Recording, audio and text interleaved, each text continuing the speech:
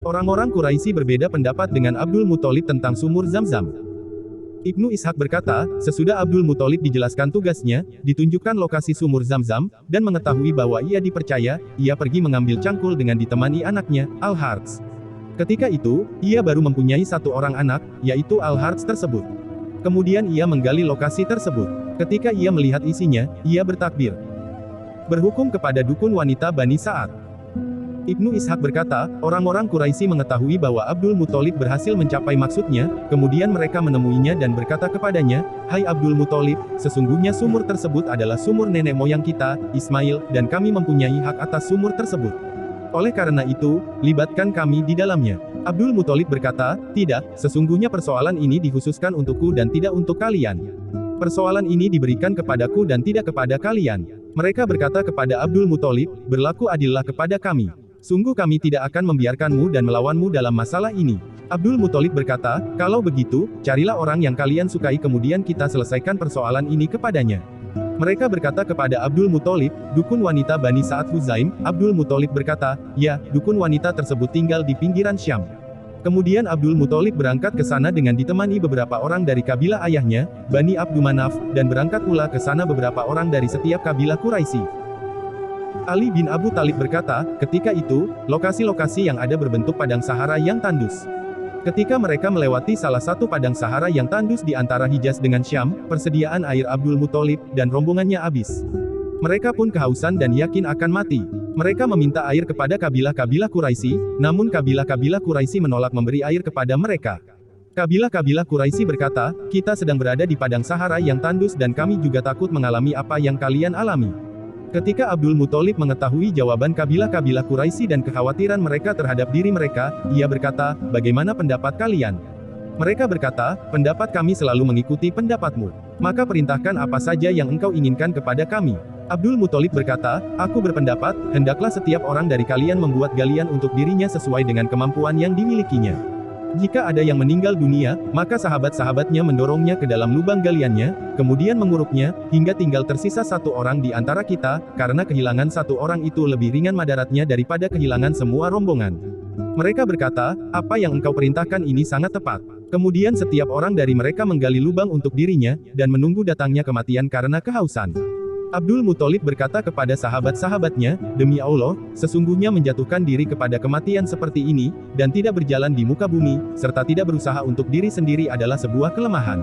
Mudah-mudahan Allah memberi kita air di salah satu negeri. Pergilah kalian." Sahabat-sahabat Abdul Muthalib pun pergi seperti diperintahkan Abdul Muthalib. Setelah mereka semua berangkat dan kabilah-kabilah Quraisy melihat apa yang mereka kerjakan, maka Abdul Muthalib berjalan menuju hewan tunggangannya. Ketika hewan tunggangannya berjalan membawanya, tiba-tiba dari telapak kaki hewan tunggangannya memancar air tawar. Abdul Muthalib bertakbir dan diikuti sahabat-sahabatnya. Abdul Muthalib turun dari hewan tunggangannya, kemudian bersama sahabat-sahabatnya meminum air tersebut, mengisi tempat air minum mereka hingga penuh. Setelah itu, Abdul Muthalib memanggil kabilah-kabilah Quraisy dan berkata kepada mereka, "Mari kita pergi ke air. Sungguh Allah telah memberi air kepada kita. Minumlah kalian dari air tersebut dan isilah tempat air minum kalian." Mereka datang ke air tersebut, kemudian minum dan mengisi tempat air minum mereka. Mereka berkata, "Demi Allah, persoalan ini engkau menangkan atas kami, wahai Abdul Muthalib. Demi Allah, kami tidak melawanmu dalam perkara sumur Zam-Zam selama-lamanya. Sesungguhnya zat yang memberimu air di padang Sahara yang tandus seperti ini adalah zat yang memberimu Zam-Zam. Kembalilah engkau kepada tempat airmu, Zam-Zam." Setelah itu, Abdul Muthalib pulang dan mereka pulang bersamanya.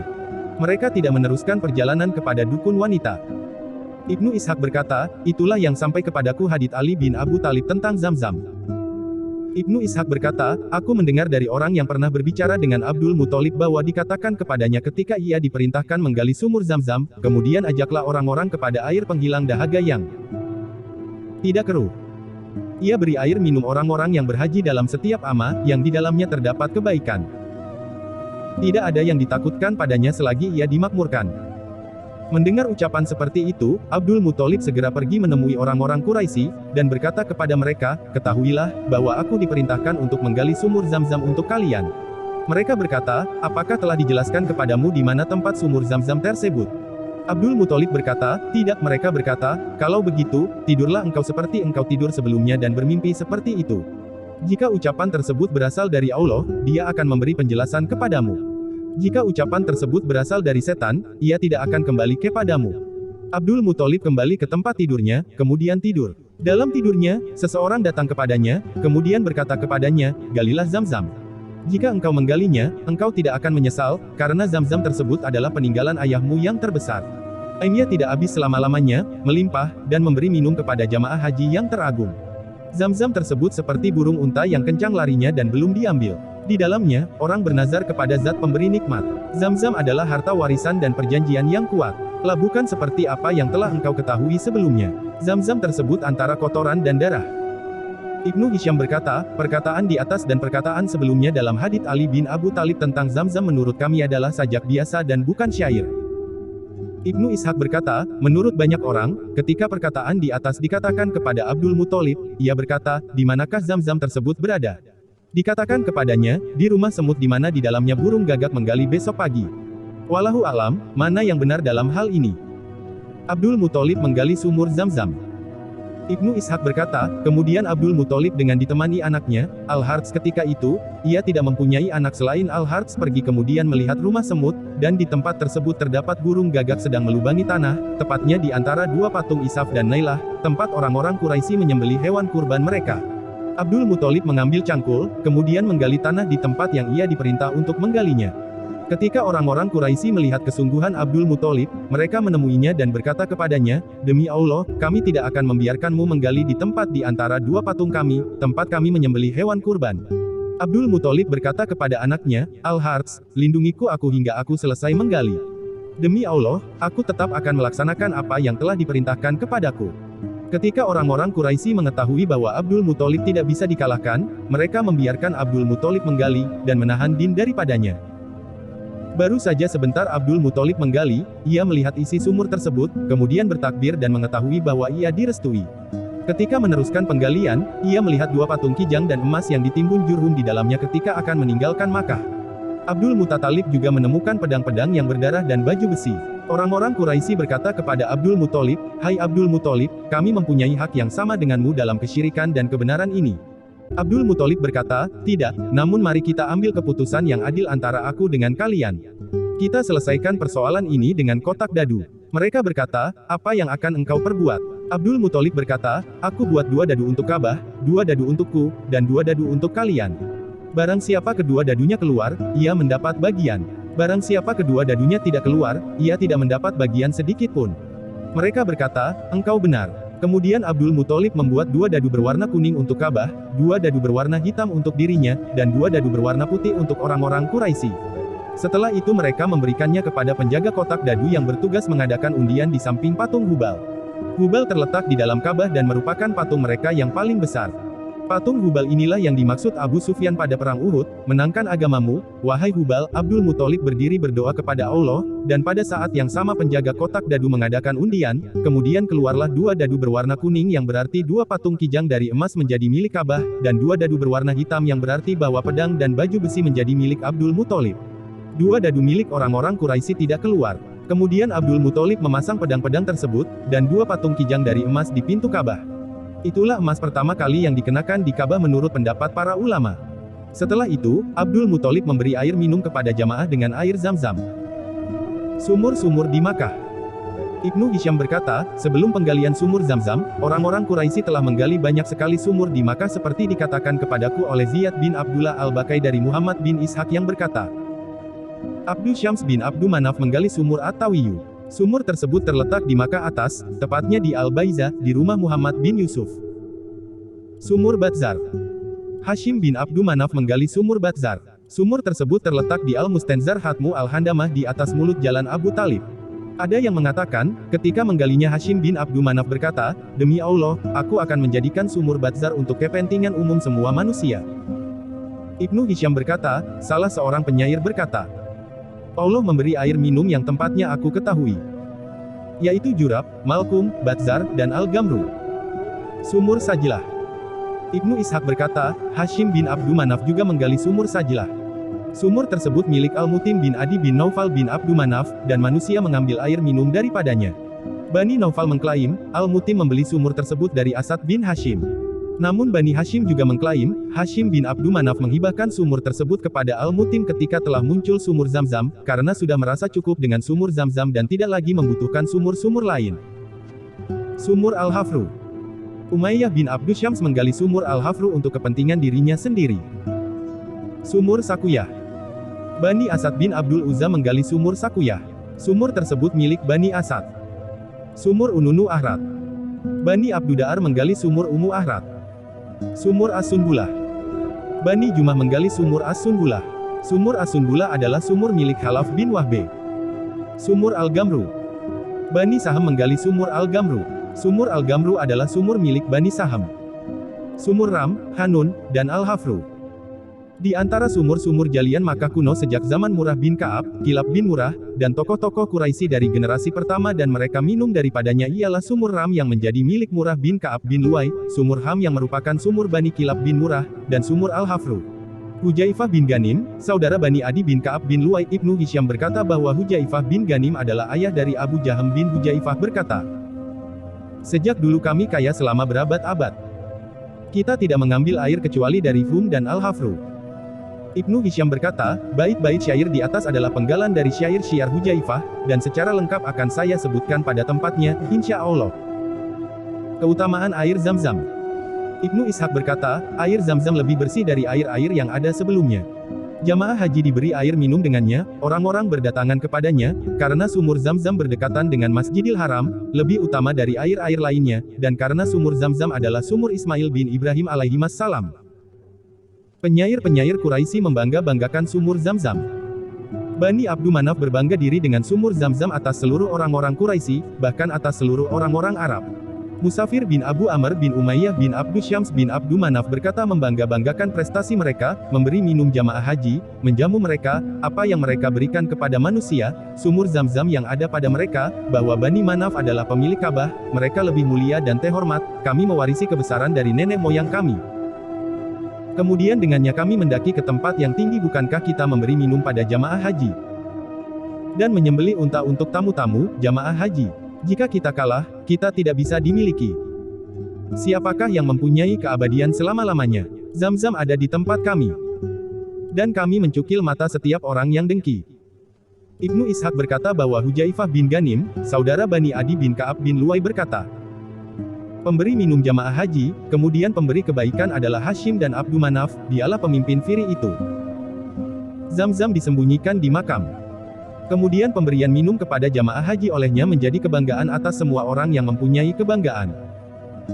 Ibnu Hisyam berkata, orang yang dimaksud syair di atas adalah Abdul Muthalib. Bait syair di atas adalah penggalan dari syair-syair Hujaifah bin Ghanim, dan akan saya sebutkan secara lengkap pada tempatnya, insya Allah. Bab 29. Abdul Muthalib bernazar menyembelih salah seorang dari anaknya. Ibnu Ishaq berkata bahwa menurut banyak orang dan hanya Allah yang lebih tahu, Abdul Muthalib bernazar ketika orang-orang Quraisy menggali sumur Zam-Zam bahwa jika ia mempunyai 10 anak kemudian mereka besar dan mampu melindunginya, ia akan menyembelih salah seorang dari mereka untuk Allah di samping Ka'bah. Ketika anaknya genap 10, dan ia mengetahui bahwa mereka mampu melindunginya, ia kumpulkan mereka dan menjelaskan nazarnya serta mengajak mereka menetapi nazar tersebut untuk Allah. Mereka mentaatinya dan berkata, apa yang bisa kami kerjakan?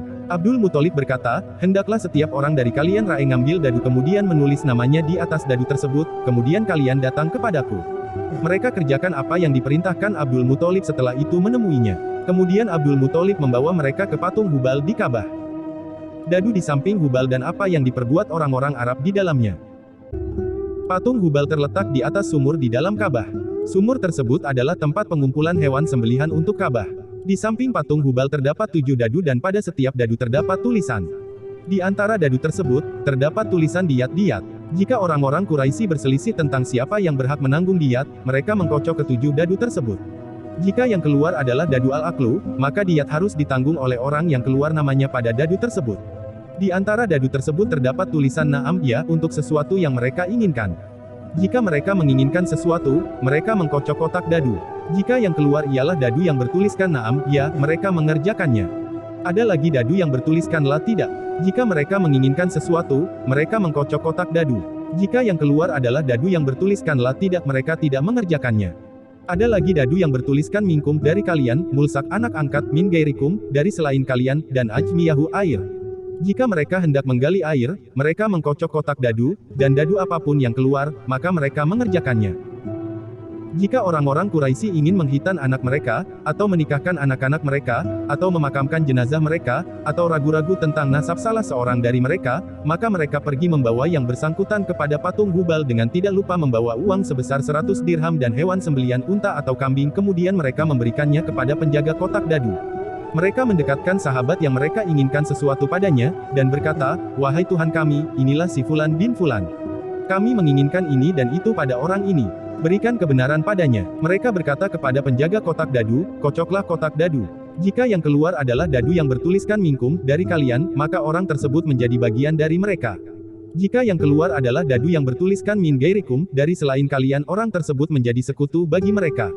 Jika yang keluar adalah dadu yang bertuliskan mulsak anak angkat, orang tersebut sesuai dengan kedudukan yang ada pada mereka, tidak mempunyai nasab dan persekutuan.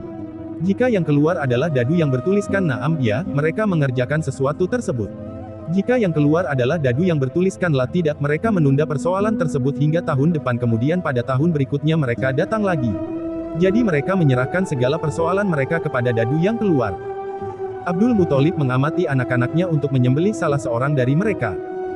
Abdul Muthalib berkata kepada penjaga kotak dadu, "Undilah anak-anakku sesuai dengan dadu mereka." Abdul Muthalib menjelaskan nazarnya kepada penjaga dadu, kemudian penjaga dadu membuat dadu untuk setiap anak-anak Abdul Muthalib. Abdullah bin Abdul Muthalib adalah anak bungsu Abdul Muthalib. Ibunya Abdullah, Az-Zubair, dan Abu Talib adalah Fatimah binti Amr bin Aids bin Abde bin Imran bin Mahzum bin Yakatzah bin Murrah bin Ka'ab bin Luay bin Galib bin Fir. Ibnu Hisyam berkata, Aids adalah anak Imran bin Mahzum. Ibnu Ishaq berkata, menurut banyak orang, Abdullah adalah anak yang paling dicintai Abdul Muthalib. Abdul Muthalib berpendapat, kalaupun terjadi kesalahan pada dadu, maka dadu tidak akan mengenai Abdullah, karena ia adalah ayah Rasulullah Shallallahu Alaihi Wasallam. Dadu keluar atas nama Abdullah. Ketika penjaga kotak dadu mengambil kotak dadu untuk mengadakan undian, Abdul Muthalib bangkit dari duduknya kemudian berdoa kepada Allah di samping patung Hubal, sedang penjaga kotak dadu mengocok kotak dadunya, dan dadu keluar atas nama Abdullah. Abdul Muthalib menggandeng tangan Abdullah dan mengambil parang, kemudian membawa Abdullah ke patung Isaf dan Nailah untuk disembelih. Penolakan orang-orang Quraisy. Orang-orang Quraisy bangkit dari balai pertemuan mereka dan menemui Abdul Muthalib. Mereka berkata, "Apa yang engkau inginkan, wahai Abdul Muthalib?" Abdul Muthalib menjawab, "Aku akan membunuh Abdullah." Orang-orang Quraisy dan anak-anak Abdul Muthalib berkata kepadanya, "Demi Allah, engkau tidak boleh membunuhnya untuk selama-lamanya hingga engkau bisa memberi alasan untuk tindakanmu ini. Jika engkau bersikeras menyembelihnya, maka setiap orang akan menyembelih anaknya. Kalau begitu, apa artinya manusia seperti itu?" Al-Mughirah bin Abdullah bin Amr Mahzum bin Yakatzah berkata kepada Abdul Muthalib, "Demi Allah, engkau jangan menyembelihnya hingga engkau bisa memberi alasan untuk penyembelihannya. Jika ia harus ditebus dengan harta, kita akan menebusnya dengan harta." Orang-orang Quraisy dan anak-anak Abdul Muthalib berkata kepadanya, "Jangan teruskan keinginanmu. Bawalah dia ke Hijaz, karena di sana terdapat dukun wanita yang mempunyai teman jin. Tanyakan kepadanya, dan engkau harus tunduk kepada keputusannya. Jika ia menyuruhmu menyembelih anakmu, engkau harus menyembelihnya. Jika ia menyuruhmu mengerjakan sesuatu dan di dalamnya terdapat jalan keluar, engkau harus menerimanya." Di Arafah. Kemudian mereka berangkat dan tiba di Madinah, namun di sana mereka menurut banyak orang mendapati dukun wanita tersebut sedang berada di Khaybar. Mereka pergi ke Khaybar. Ketika tiba di Khaybar, mereka bertanya kepada dukun wanita tersebut, dan Abdul Muthalib bercerita kepada dukun wanita tersebut perihal dirinya, anaknya, apa yang ia inginkan pada anaknya, dan tentang nazar tersebut. Dukun wanita itu berkata, "Pulanglah kalian pada hari ini, hingga jinku datang kepadaku kemudian aku menanyakan masalah ini kepadanya." Mereka keluar dari rumah dukun wanita itu. Ketika mereka telah keluar, Abdul Muthalib berdiri dan berdoa kepada Allah. Usai berdoa, ia pergi ke rumah dukun wanita itu lagi. Dukun wanita itu berkata kepada mereka, "Aku telah mendapatkan informasi. Berapa jumlah diat uang pengganti darah di tempat kalian?" Mereka menjawab, 10 unta. Ketika itu jumlah diat memang 10 unta. Dukun wanita itu berkata, "Pulanglah kalian ke negeri kalian. Dekatkan pula sahabat kalian tersebut Abdullah, dan dekatkan pula 10 unta. Kemudian buatkan dadu atas nama unta dan dadu atas nama sahabat kalian tersebut. Jika dadu keluar atas nama sahabat kalian, maka tambahkan unta hingga Tuhan ridha kepada kalian. Jika dadu keluar atas nama unta, maka sembelihlah unta tersebut sebagai ganti sahabat kalian, karena Tuhan telah ridha kepada kalian, dan sahabat kalian telah selamat." Abdullah selamat. Kemudian mereka pulang hingga tiba di Makkah. Ketika mereka telah sepakat untuk menjalankan perintah dukun wanita, Abdul Muthalib berdiri dan berdoa kepada Allah. Mereka mendekatkan Abdullah dan 10 unta, sedang Abdul Muthalib tetap berdiri dan berdoa kepada Allah Azza wa Jalla di samping patung Hubal. Mereka mengocok kotak dadu dan dadu yang keluar adalah dadu atas nama Abdullah. Mereka menambahkan 10 unta sehingga unta berjumlah 20 ekor. Abdul Muthalib tetap berdiri dan berdoa kepada Allah Azza wa Jalla, sedang mereka mengocok kotak dadu dan dadu yang keluar adalah dadu atas nama Abdullah. Mereka menambahkan 10 unta lagi hingga unta berjumlah 30. Abdul Muthalib berdiri dan berdoa kepada Allah, sedang mereka mengocok kotak dadu, dan dadu yang keluar adalah dadu atas nama Abdullah. Mereka menambahkan 10 unta lagi hingga unta berjumlah 40 ekor. Abdul Muthalib berdiri dan berdoa kepada Allah, sedang mereka mengocok kotak dadu, ternyata dadu yang keluar adalah dadu atas nama Abdullah. Mereka menambahkan 10 unta lagi hingga unta berjumlah 50 ekor. Abdul Muthalib berdiri dan berdoa kepada Allah, sedang mereka mengocok kotak dadu, ternyata dadu yang keluar adalah dadu atas nama Abdullah. Mereka menambahkan 10 unta lagi hingga unta berjumlah 60 ekor. Abdul Muthalib berdiri dan berdoa kepada Allah, sedang mereka mengocok kotak dadu, ternyata dadu yang keluar adalah dadu atas nama Abdullah. Mereka menambahkan 10 unta lagi hingga unta berjumlah 70 ekor. Kemudian Abdul Muthalib berdiri dan berdoa kepada Allah, sedang mereka mengocok kotak dadu, ternyata dadu yang keluar adalah dadu atas nama Abdullah. Mereka menambahkan 10 unta lagi hingga unta berjumlah 80 ekor. Kemudian Abdul Muthalib berdiri dan berdoa kepada Allah, sedang mereka mengocok kotak dadu, ternyata dadu yang keluar adalah dadu atas nama Abdullah. Mereka menambahkan 10 unta lagi hingga unta berjumlah 90 ekor. Kemudian Abdul Muthalib berdiri dan berdoa kepada Allah, sedang mereka mengocok kotak dadu, ternyata dadu yang keluar adalah dadu atas nama Abdullah. Mereka menambahkan 10 unta lagi hingga unta berjumlah 100 ekor. Kemudian Abdul Muthalib berdiri dan berdoa kepada Allah, sedang mereka mengocok kotak dadu, ternyata dadu yang keluar adalah dadu atas nama unta. Orang-orang Quraisy dan orang-orang yang hadir pada peristiwa tersebut berkata, "Sudah tercapai keridaan Tuhanmu, wahai Abdul Muthalib." Ada yang mengatakan, bahwa Abdul Muthalib berkata, "Tidak, demi Allah, hingga aku mengocok kotak dadu ini hingga 3 kali." Kemudian mereka mengocok kotak dadu atas nama Abdullah dan unta, sedang Abdul Muthalib berdiri dan berdoa kepada Allah, ternyata dadu yang keluar adalah dadu atas nama unta. Mereka mengulanginya untuk kedua kalinya, sedang Abdul Muthalib berdiri dan berdoa kepada Allah, ternyata dadu yang keluar adalah dadu atas nama unta. Mereka mengulanginya untuk ketiga kalinya, sedang Abdul Muthalib berdiri dan berdoa kepada Allah, ternyata dadu yang keluar adalah dadu atas nama unta. Kemudian kesemua unta tersebut disembelih, dan manusia dibiarkan bebas mengambilnya. Ibnu Hisham berkata, manusia dan hewan buas dibiarkan mengambilnya. Ibnu Hisham berkata, di samping hadits tersebut, terdapat banyak sekali syair-syair yang tidak dikenal oleh pakar syair di kalangan kami. Wanita yang menawarkan diri kepada Abdullah. Ibnu Ishaq berkata, Abdul Muthalib keluar rumah dengan menggandeng tangan Abdullah. Menurut banyak orang, ketika Abdul Muthalib pergi bersama Abdullah, ia melewati seorang wanita dari Bani Asad bin Abdul Uzza bin Qusay bin Kilab bin Murrah bin Ka'ab bin Luwai bin Ghalib bin Fir. Wanita tersebut saudari Warakah bin Naufal bin Asad bin Abdul Uzza. Wanita tersebut sedang berada di samping Ka'bah. Ketika wanita tersebut melihat Abdullah, ia berkata kepada Abdullah, "Engkau akan pergi kemana, wahai Abdullah?" Abdullah menjawab, "Aku akan pergi bersama ayahku." Wanita tersebut berkata, "Engkau seperti unta yang disembelih karenamu. Gaulilah aku sekarang." Abdullah berkata, "Aku sekarang sedang bersama ayahku. Aku tidak bisa menentangnya dan meninggalkannya." Abdul Muthalib menikahkan Abdullah dengan Aminah binti Wahbe. Ibnu Ishaq berkata, Abdul Muthalib pergi bersama Abdullah ke rumah Wahbe bin Abdu Manaf bin Zuroh bin Kilab bin Murrah bin Ka'ab bin Luwai bin Ghalib bin Fir. Pada saat itu, Wahbe bin Abdu Manaf adalah orang Bani Zuroh yang paling baik nasabnya, dan paling terhormat. Ia menikahkan Abdullah bin Abdul Muthalib dengan Aminah binti Wahbe, ibu-ibu ibunda Rasulullah Shallallahu Alaihi Wasallam. Ibnu Ishaq berkata, ketika itu, Aminah binti Wahbe adalah wanita yang paling baik nasabnya dan kedudukannya di kalangan Quraisy. Aminah adalah putri Barah binti Abdul Uzza bin Uthman bin Abduda'ar bin Qusay bin Kilab bin Murrah bin Ka'ab bin Luwai bin Ghalib bin Fir. Barah adalah putri Ummu Habib binti Asad bin Abdul Uzza bin Qusay bin Kilab bin Murrah bin Ka'ab bin Luwai bin Ghalib bin Fir. Ummu Habib adalah putri Barah binti Auf bin Ubaid bin Uwaid bin Adi bin Ka'ab bin Luwai bin Ghalib bin Rar. Aminah binti Wahbe mengandung Rasulullah Shallallahu Alaihi Wasallam. Ibnu Ishaq berkata, ada yang mengatakan, Abdullah bertemu dengan Aminah ketika ia diserahkan kepadanya. Abdullah menggaulinya lalu Aminah mengandung Rasulullah Shallallahu Alaihi Wasallam. Setelah itu, Abdullah keluar rumah dan pergi ke rumah wanita yang menawarkan nikah kepadanya. Abdullah berkata kepada wanita tersebut, "Kenapa engkau tidak menawarkan nikah kepadaku seperti kemarin?" Wanita tersebut berkata kepada Abdullah, "Sinar yang engkau miliki kemarin sekarang telah pergi darimu. Jadi sekarang aku tidak tertarik lagi kepadamu." Wanita tersebut pernah mendengar dari saudaranya, Warakah bin Naufal pemeluk agama Nasrani yang mengikuti kitab-kitab bahwa akan ada nabi di umat ini. Ibnu Ishaq berkata bahwa Abu Ishaq bin Yasar berkata kepadaku bahwa ia diberitahu, Abdullah bertemu dengan wanita yang ia cintai selain Aminah binti Wahbe. Sebelumnya, Abdullah bekerja di tanah miliknya hingga terlihat bekas-bekas tanah padanya. Abdullah memanggil wanita tersebut, namun wanita tersebut berjalan lamban kepada Abdullah karena ia melihat badan Abdullah kotor dengan tanah. Abdullah keluar dari rumah wanita tersebut untuk berwudu dan membersihkan tanah yang melekat di badannya, kemudian pergi ke rumah Aminah dan melewati wanita tersebut. Wanita tersebut memanggil Abdullah, namun Abdullah tidak menggubrisnya dan tetap pergi ke rumah Aminah. Abdullah masuk kepada Aminah, dan menggaulinya, kemudian Aminah mengandung Rasulullah Shallallahu Alaihi Wasallam. Tidak lama setelah itu, Abdullah berjalan melewati wanita tersebut dan berkata kepadanya, "Apakah engkau tertarik kepadaku?" Wanita tersebut menjawab, "Tidak, tadi engkau berjalan melewatiku, sedang di kedua matamu terdapat warna putih. Aku pun memanggilmu, namun engkau tidak menggubris panggilanku, kemudian engkau masuk kepada Aminah, lalu warna putih tersebut pergi bersamanya."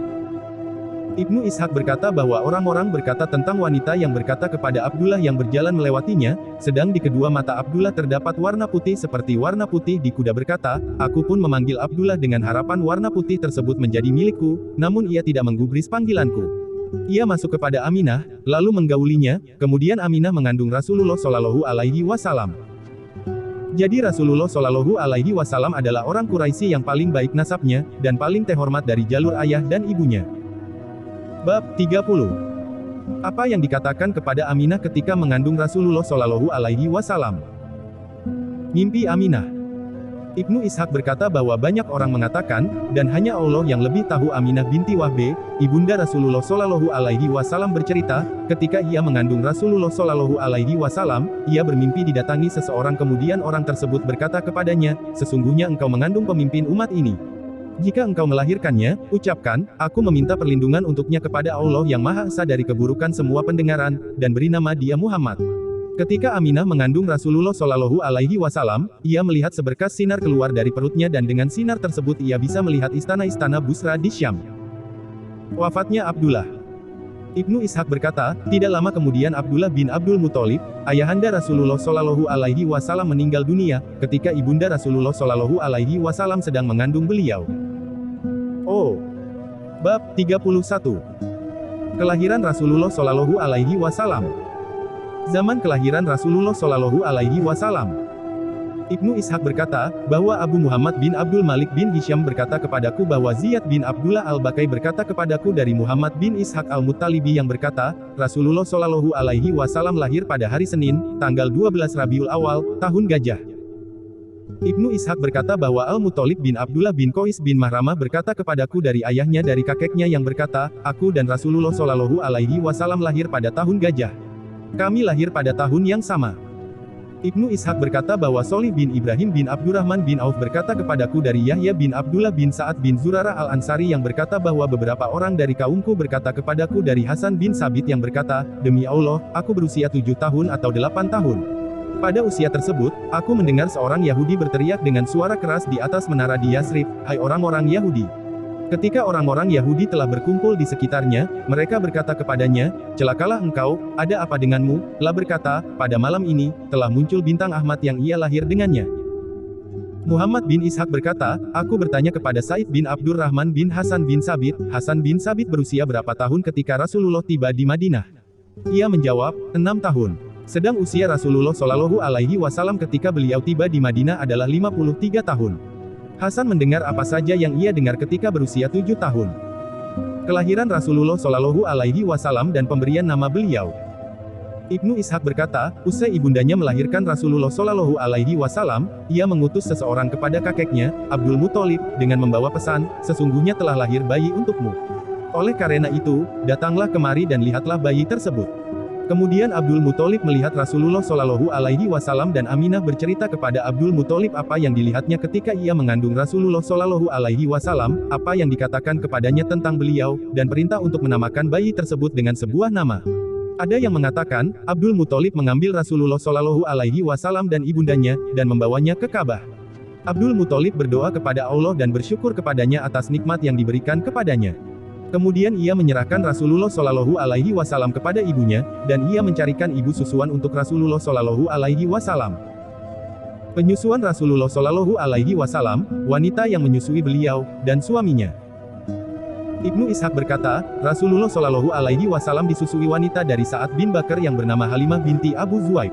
Abu Zuwaib adalah Abdullah bin Al-Harts bin Shinah bin Jabir bin Rizam bin Nasirah bin Fusayyah bin Nasr bin Sa'ad bin Bakar bin Hawazin bin Mansur bin Ikrimah bin Hasyafah bin Qais bin Ailan. Nama ayah susuan Rasulullah Shallallahu Alaihi Wasallam adalah Al-Harts bin Abdul Uzza bin Rifa'ah bin Malan bin Nasirah bin Fusayyah bin Nasr bin Sa'ad bin Bakar bin Hawazin. Ibnu Hisyam berkata, ada yang mengatakan Hilal adalah anak Nasirah, saudara-saudara sesusuan Rasulullah Shallallahu Alaihi Wasallam.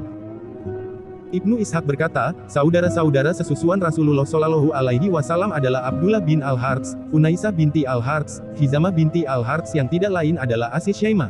Hizamah tidak dikenal di kaumnya kecuali dengan nama Asis Syaimah. Ibu mereka adalah Halimah binti Abu Zuwaib Abdullah bin Al-Harts, ibunda Rasulullah Shallallahu Alaihi Wasallam.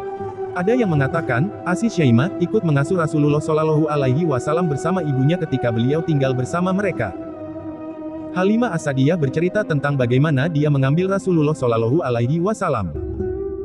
Ibnu Ishaq berkata bahwa Jaham, mantan budak Al-Harts bin Hatib Al-Jumahi berkata kepadaku dari Abdullah bin Ja'far bin Abu Talib atau dari seseorang yang berkata kepadanya, Halimah bin Abu Zuwaib As-Sadiyah, ibunda Rasulullah Shallallahu Alaihi Wasallam yang menyusui beliau berkisah, ia bersama suaminya meninggalkan negerinya dengan membawa seorang anak kecil yang sedang disusuinya bersama rombongan wanita-wanita Bani Sa'ad bin Bakar guna mencari anak-anak untuk disusui. Halimah As-Sadiyah berkata, tahun tersebut adalah tahun kering dan tidak ada sedikit pun yang tersisa untuk kami.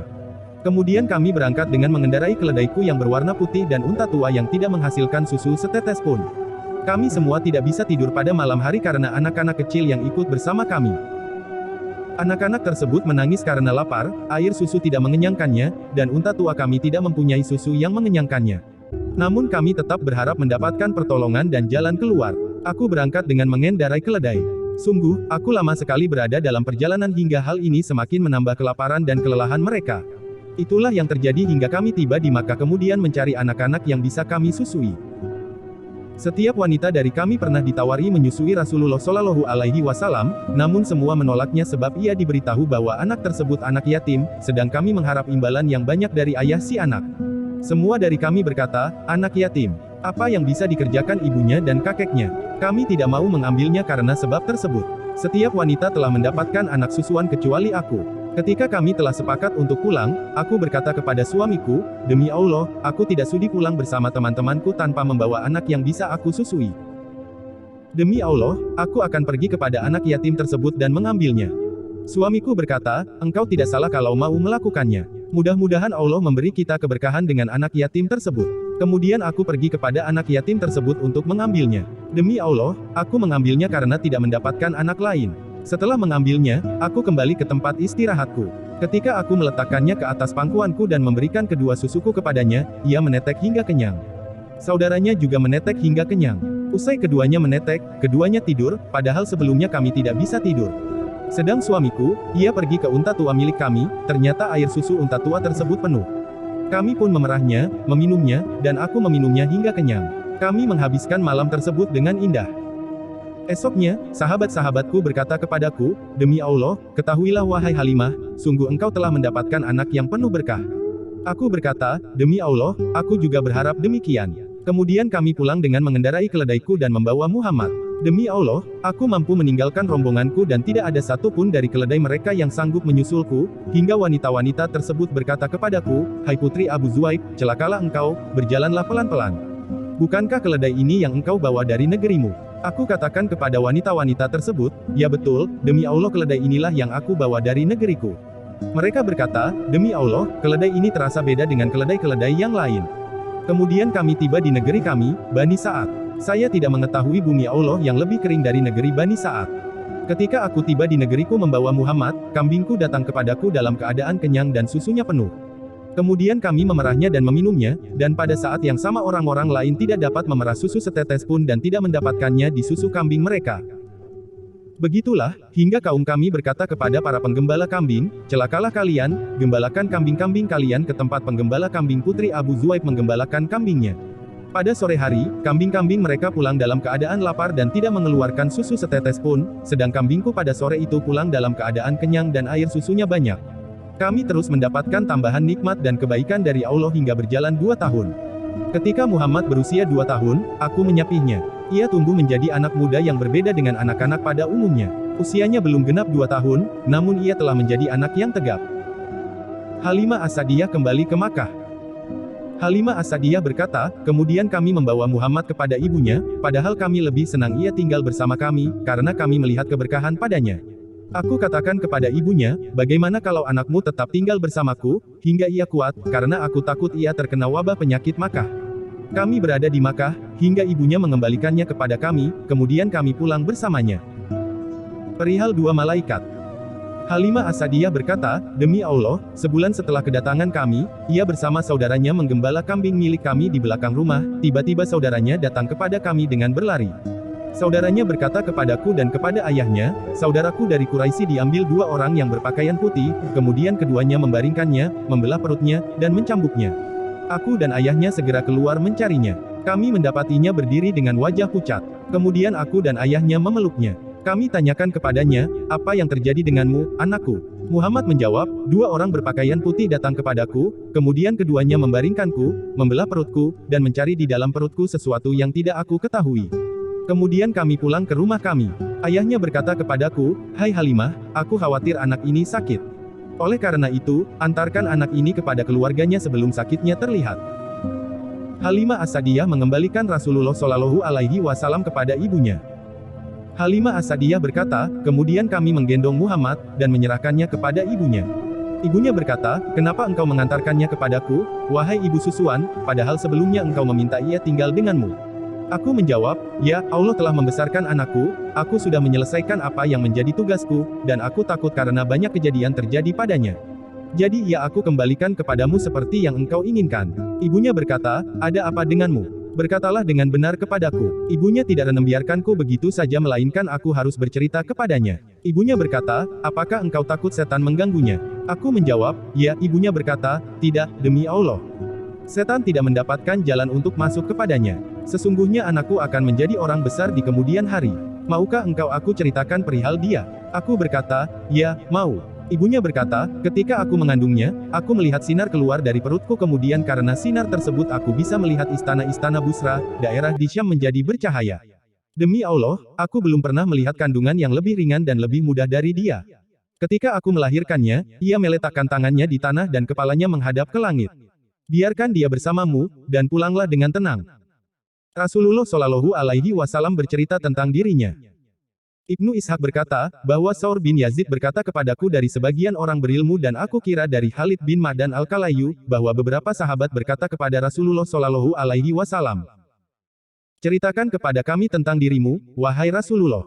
Rasulullah Shallallahu Alaihi Wasallam bersabda, ya, aku adalah doa ayahku Ibrahim, dan berita gembira saudaraku Isa bin Maryam.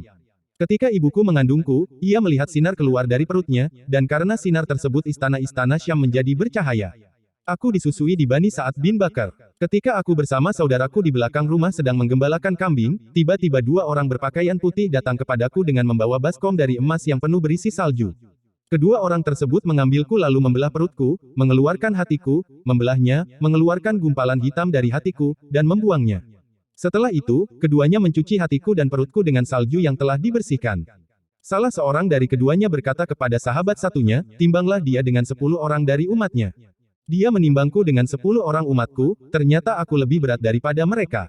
Orang pertama berkata, timbanglah dia dengan 100 orang dari umatnya. Orang kedua menimbangku dengan 100 orang dari umatku, ternyata aku lebih berat daripada mereka.